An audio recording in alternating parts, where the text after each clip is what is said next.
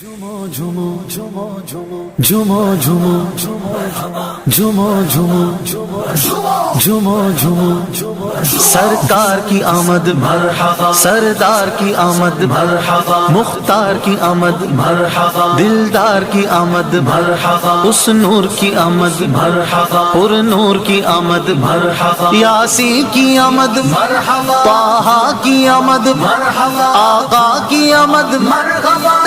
के बाद लोग ये कहते हैं कि हुजूर भी हमारी तरह ही बशर थे, अस्तगफिरुल्लाह। हुजूर की ज़ात तो बराउल भरा है, उनका रुतबा तो बहुत बुलंद है, बहुत बुलंदो भाला है। उनकी विलादत जैसी किसी की विलादत नहीं हो सकती, उनकी ज़ात के बराबर किसी की ज़ात कैसे हो सकती है? किसी की दुनिया में लाओ मिसाल ऐसी कि किसी की विलादत ऐसे हुई हो इस शान व अज़मत के साथ कि सुभान अल्लाह। बैतुल्लाह भी जो है वो सल्यूट पेश कर रहा है। बुत शिकन आया है कहकर सर के बल बुत गिर गए, झूम कर कहता था काबा अस्सलातु वस्सलाम। सर झुका कर बाअदब इश्क़ रसूलुल्लाह में कह रहा था हर सितारा अस्सलातु वस्सलाम। ऐ शहंशाहे मदीना अस्सलातु वस्सलाम, ज़ीनते अर्शे मुअल्ला अस्सलातु वस्सलाम। हुजूर की विलादत बासहाबत के मौजूद जो अजायबात ज़ाहिर हुए, ये एक मुस्तकिल मौजू है, बड़ा तवील मौजू है। हम उसको छेड़ना नहीं चाहते, सिर्फ एक ज़िम्न इशारा किए। असल मौजू तो हमारा ये कि वमा अरसलनाका इल्ला रहमतल लिल आलमीन। ए हबीब, हमने आपको सब जहानों के लिए रहमत बनाकर भेजा। और किस तरह की रहमत है? ताइफ में तशरीफ ले गए। आपको इल्म है ये वाक़या कि जब आपने इस्लाम की दावत दी, बावजूद ये कि आप मखलूक में सबसे अफजल थे, लेकिन आप पर कुफार ने गाइबी की वजह से पत्थर बरसाए और आपके खून मुबारक की वजह से नालैन मुबारक खून से भर गए। इस मौके पे जिब्रील अमीन अलैहिस्सलाम मलकुल जिबाल यानी पहाड़ों पर मुवक्कल फरिश्ता साथ लेकर हाजिर हुए कि जनाब ये पहाड़ों पर मुवक्कल फरिश्ता है, अगर आप इसे हुक्म देंगे तो ये ताइफ के दोनों जानब जो पहाड़ है उनको इस तरह से मिला देगा कि ये दरमियान में सारा शहर कुचल कर और मसल कर हलाक कर दिया जाएगा। तो जो आपको पता है हमारे आका ने क्या फरमाया था? ये सुनकर रहमतुल लिल आलमीन ने हंस के फरमाया, ये सुनकर रहमतुल लिल आलमीन ने हंस के फरमाया कि इस दुनिया में मैं कहरो गज़ब बन कर नहीं आया, कि इस दुनिया में मैं कहरो गज़ब बन कर नहीं आया।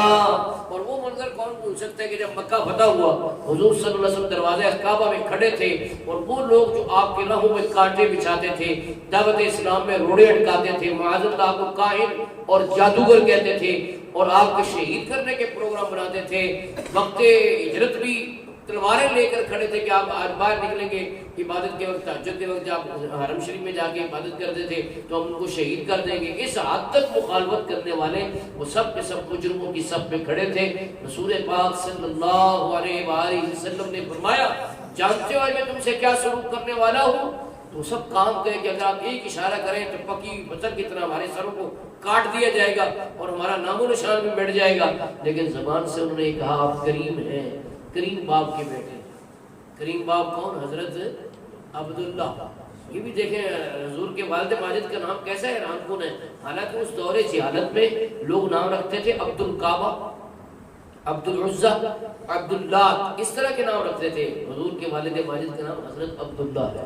और याद रखें हुजूर के तमाम वालिद हैं हजरत अब्दुल्ला से लेकर हजरत आदम तक और हजरत आमिना से लेकर हजरत हव्वा तक सब के सब मुस्लिम और मुवहिद थे। उनमें से किसी एक के बारे में कोई एक कतई दलील कोई नहीं दिखा सकता कि उन्होंने किसी बुत के सामने कभी भी सजदा किया हो। ये हुजूर सल्लल्लाहु अलैहि वसल्लम का एहसास है। तो उसी तरफ इशारा करते हुए कुफार ने कहा कि आप करीम हैं, करीम बाप के बेटे हैं, हम आपके करम के उम्मीदवार हैं। तो रसूल पाक सल्लल्लाहु अलैहि वसल्लम ने फरमाया था, ला तस्रीब अलैकुमुल यौम फज़हबू अंतुम तुलक़ा, जाओ आज तुम पे कोई जुर्म नहीं, तुम सब के सब आज़ाद हो। हिंदा जिसने आपके प्यारे चचा सैयद शुहदा अमीर हमजा का शहादत के बाद पेट चाक करके कलेजा निकाला था, उसे चबाने की कोशिश की थी, उसने कहा औरों को माफ़ी मिल सकती है लेकिन हिंदा को माफ़ी नहीं मिल सकती। आगे बढ़ के अर्ज़ किया, या रसूल अल्लाह क्या ये माफ़ी मेरे लिए भी है? फरमाया हाँ तेरे लिए भी है।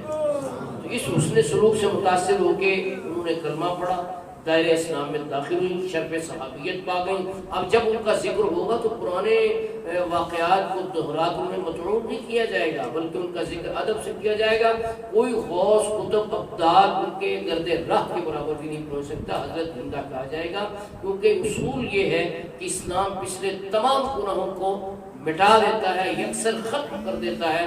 انہوں نے نہ صرف اسلام قبول کیا بلکہ شرف صحابیت پایا ہے حضرت ہندہ رضی اللہ تعالی عنہا نے۔ تو یہ آپ آج لوگ سیرت کی کتابیں پڑھتے نہیں ہیں، حالانکہ اتنی پیاری پیاری کتب موجود ہیں، مختصر بھی ہیں، بڑی بھی ہیں، لیکن غیر مسلموں نے پڑھا ہے اور غلط نیت سے کئیوں نے پڑھا ہے، اس نیت سے کہ کوئی ایسا کمزور پہلو ہمیں نظر آئے استغفر اللہ، اور ہم اسے بہانہ بنا کر تنقید کر سکیں، کریٹیسائز کر سکیں۔ لیکن اس مقام پر جب وہ پہنچے تو وہ تعریف کیے بنا نہیں رہ سکتے۔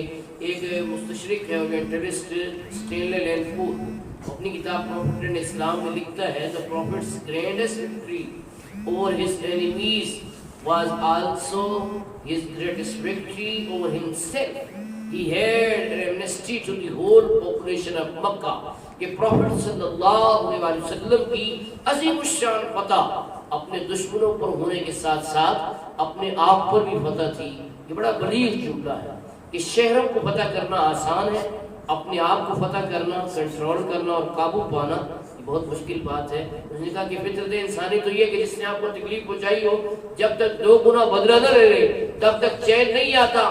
لیکن سبحان اللہ، رسول پاک صلی اللہ علیہ وسلم نے یہ بتایا کہ جب کوئی بادشاہ جو ہے شہر فتح کرتا ہے تو پشتوں کے پشتے لگا دیتا ہے، خون کی نہریں بہا دیتا ہے، لیکن جب نبی کسی شہر پر تسلط پاتا ہے تو وہ عفو و کرم کی نئی داستانیں رقم کر دیتا ہے۔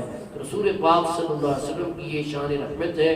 کہنے والے نے کیا خوب کہا، سلام اس پر کہ جس نے دشمنوں کو بھی کمائیں دی، سلام اس پر کہ جس نے گالیاں سن کر دعائیں دی۔ تو یہ کہنا آسان ہے، کر کے دکھانا محمد مصطفیٰ صلی اللہ علیہ وسلم کا کام ہے۔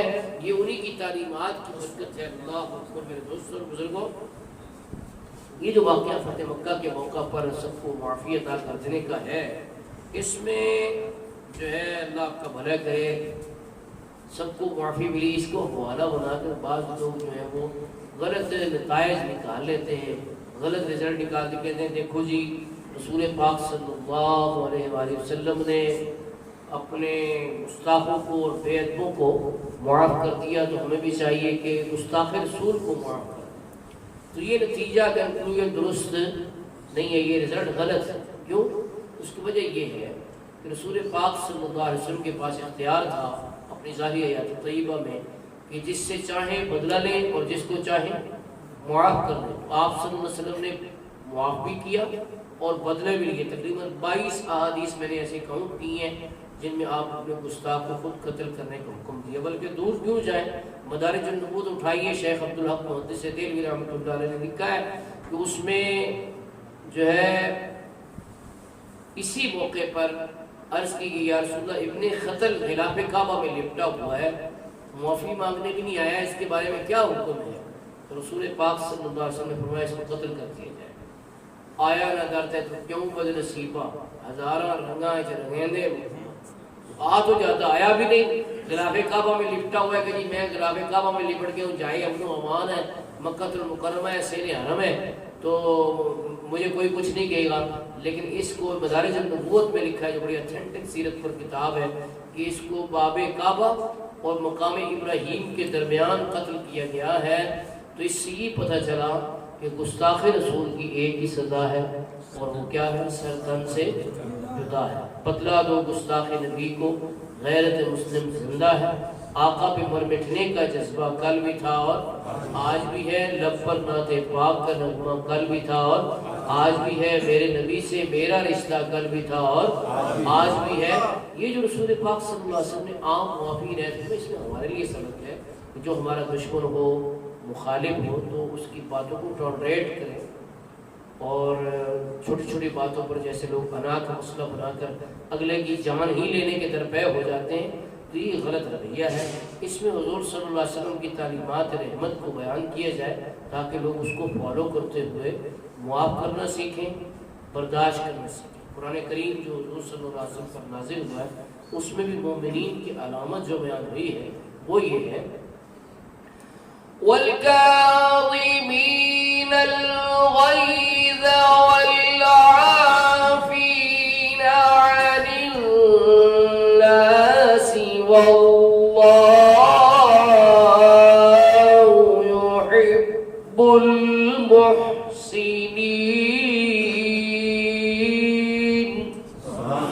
غصہ کو پی جانے والے ہیں اور معاف کرنے والے ہیں اور اللہ احسان کرنے والوں کو پسند کرتا ہے. آپ نے یہ دیکھ لیا کہ جو ٹالرنس ہے وہ کہاں پر ہونی ہے, وہ اپنے مخالفین کے لحاظ سے. جہاں تک شریعت و سنت سے روگردانی کرنے والے, یہ سرکار دو عالم صلی اللہ علیہ وسلم کی بے ادبی کرنے والے ہیں, گستاخی کرنے والے ہیں, ان کے لیے زیرو ٹالرنس ہے اور ان کے لیے کوئی بھی برداشت نہیں ہے. ان کی سزا آپ نے سنی لیا ہے حدیث پاک کے حوالے سے.